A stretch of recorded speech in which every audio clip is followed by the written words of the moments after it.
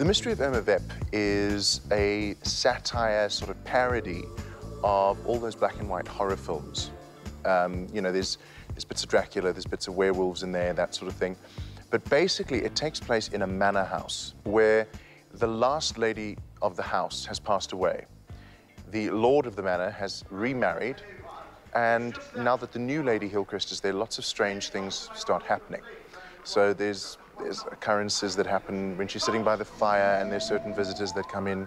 There's a plot twist like you can't believe. There's all that sort of thing. And basically, people so far have said if they didn't necessarily understand the plot, it didn't bother them that much because they actually knew what was going to happen, and that's what we make fun of. For an actor, it's a marathon because you get to play more than one character, which is, you know, you get to show off a bit. But over and above that, it's nice to be silly. You know, most of the time, people do serious plays or dramas or that.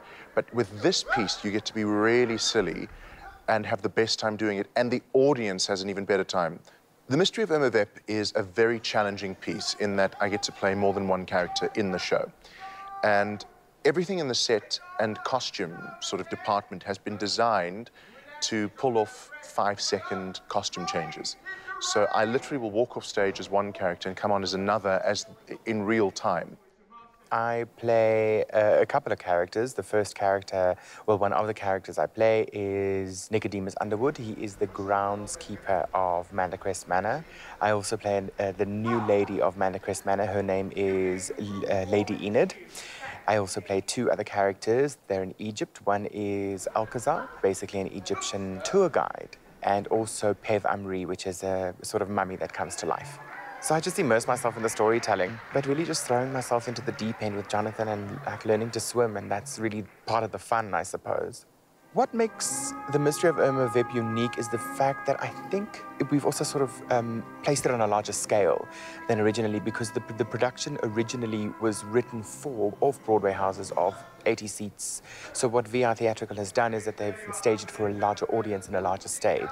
I have never worked with Elizabeth Badenhorst before as a director, but from the first read-through, what was apparent is that she was as insane as Wesley and I are. And I think that combination was very, very important and key to making a very crazy play still watchable and believable. Yes, this isn't the first time I've shared the stage with Jonathan Rocksmith. We have a very cool dynamic in that I think we understand each other very well, and we sort of just go and roll with the punches and just go with the flows. It's difficult to nail down one group of people who will enjoy The Mystery of Irma Vep because the appeal is so broad.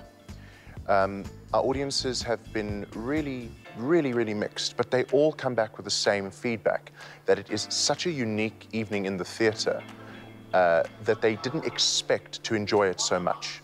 I think we need to start focusing on who wouldn't enjoy The Mystery of Irma Vep, because that's easier to say, because it's probably about that many people.